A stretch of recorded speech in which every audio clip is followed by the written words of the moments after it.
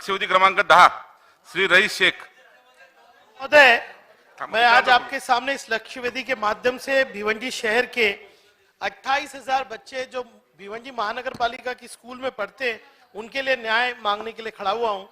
अध्यक्ष महोदय, अगर आप लक्ष्यवेदी में देखें तो मेरे प्रश्न में भी और उत्तर में भी ये भिवंडी निजामपुरा महानगर पालिका ने ये माना है कि उनकी 27 स्कूल्स की ये हालत है कि वहां बच्चे पढ़ नहीं सकते।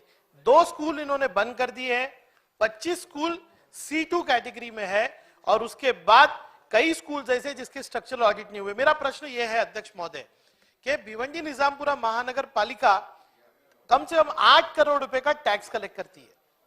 4 करोड़ रुपया जो है वो सरकार को देती है जिससे सैलरी पे होती है, 4 करोड़ रुपया जनरल फंड में डालती है और वो जनरल फंड में जब पैसा जाता है वो शिक्षा के लिए वापस नहीं आता। वहां पे एक टॉप 10 नाम के लोग हैं जो महानगर पालिका चलाते हैं, वो करप्शन करके पैसा खा जाते हैं। मेरा प्रश्न बहुत सिंपल है और ये पूरे महाराष्ट्र को इससे मदद मिल सकती है। अगर एक महानगर पालिका के पास पैसे नहीं है तो आप उसके रोड बनाने के लिए MMRD मार्फत पैसे देते हो, अगर उसके पास पानी की योजना नहीं है तो अमृत से देते हो।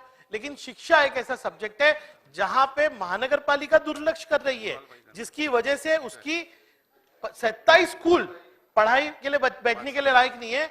लेकिन आप ये कहते हो कि महानगर पालिका का विषय है। मेरा प्रश्न यह है कि क्या सरकार महानगर पालिका को उसका जो दायित्व है, उसकी जिम्मेदारी है, उसकी अमल बजावनी के लिए मजबूर करेगी क्या, और शिक्षा के लिए D क्लास के अंदर अलग बजट प्रोविजन करने के लिए मजबूर करेगी क्या? ये मेरा पहला प्रश्न है अध्यक्ष महोदय। अध्यक्ष महोदय, एक अच्छी बात है, मैं सम्माननीय मुख्यमंत्री जी का भी धन्यवाद दूंगा और उप मुख्यमंत्री का भी धन्यवाद दूंगा कि उन्होंने मुझे बुलाकर भिवंडी की स्कूल के बारे में पूछा। और केसरकर साहब, आपका तो बहुत धन्यवाद कि आपने हमेशा मुख्यमंत्री जी को कहा और भिवंडी से अब 30 करोड़ रुपए का रिपेयर का प्रस्ताव शासन के पास जा रहा है। मेरा कहना है कि वो कब तक इंप्लीमेंट होगा। मेरा दूसरा प्रश्न है कि जब तक शासन की मदद नहीं आती अध्यक्ष महोदय, तब तक स्कूल के अंदर बेसिक सुविधा, मैं क्या मांग रहा हूं, टॉयलेट, पानी, बेंचेस और लाइट, ये 4 चीजें शासन को निर्देश देना चाहिए कि कम से कम ये 4 चीजें इमीडिएटली अवेलेबल करना चाहिए। मैं अध्यक्ष महोदय जाकर बच्चों के साथ फर्श पे बैठा था, मेरे यहां पर स्कूल में ऐसी परिस्थिति, और 40 किलोमीटर दूर है मुंबई से अध्यक्ष महोदय, क्या ये 4 सुविधाएं टाइम बाउंड मैनर में आप देने के लिए आदेश देंगे क्या? मेरा तीसरा प्रश्न अध्यक्ष महोदय है कि जिला बदली, ये जवाब में माना गया है कि हमारे पास 40 टीचर्स नहीं है, लेकिन इतना बड़ा भ्रष्टाचार ये जिला बदली के नाम पे होता है ना, मुझे ये बताते हुए शर्म आती है कि क्लासरूम खाली है, टीचर्स नहीं है। मैंने जब कहा कि मैं जाके वहां से लाइव बताऊंगा कि बच्चे ऐसे ही बैठे और 28,000 बच्चों के फ्यूचर का सवाल है। ये जिला बदली के नाम पे जो करप्शन होता है ना, उसको बंद कीजिए। अब मंत्री महोदय जी 2-2 लाख रुपए लेते हैं और इसमें कमिश्नर खुद इन्वॉल्व रहते हैं, और जिला बदली के नाम पे, क्योंकि देखिए सारे टीचर्स हमारे उर्दू मीडियम टीचर्स हैं, सारे जो है या तो विदर्भ मराठवाड़ा से आते हैं और सबको अपने जिले में काम करना है, क्लासरूम खाली है। जिला बदली, और आपने क्या धोरण बनाया, जेन्युइन केस के बेसिस पे आप लोकल बॉडी की NOC लाइए। हमने मुंबई महानगर पालिका में सख्त किया है कि जब तक जिस क्लास में टीचर पढ़ा रहा है उस क्लास का टीचर बदली में नहीं मिलता, हम लोग बदली होने नहीं देते। जिला बदली के नाम पे जो ये करप्शन है उसको बंद कीजिए। और मेरा कहना है अध्यक्ष महोदय कि शिक्षा एक मूल अधिकार है बच्चे का। भिवंडी निजामपुरा महानगर पालिका को तो ह्यूमन राइट्स कमीशन का अभी नोटिस आ गया है, क्या सरकार इस परिस्थिति को समझेगी? 28,000 बच्चों की जिंदगी, उनका भविष्य, कोई शिक्षा नहीं हो रही। जब तक आप एज सरकार लोकल बॉडी को बंधनकारक नहीं करेंगे कि आप एक सेपरेट बजट बनाइए। क्यों? मुंबई महानगर पालिका का सेपरेट बजट है, थाना महानगर पालिका है। अध्यक्ष महोदय, मेरा इसमें कहना है कि मुझे आश्वासित किया था केसरकर साहब ने, मैं आपका धन्यवाद करता हूं कि आपने प्रयत्न भी बहुत किए कि आप भिवंडी विजिट करेंगे।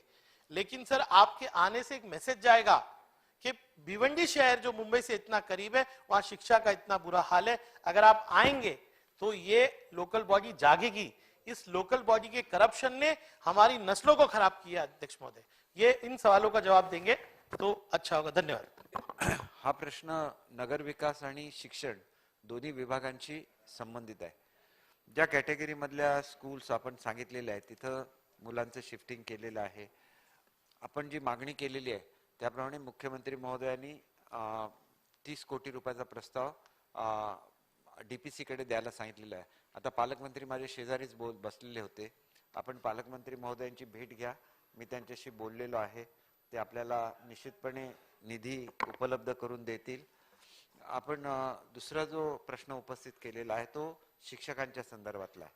शिक्षकांची भरती आम्ही लवकरच सुरू करतोय आणि पुढच्या शैक्षणिक वर्षामध्ये तुम्हाला पुरेसे शिक्षक दिले जातील.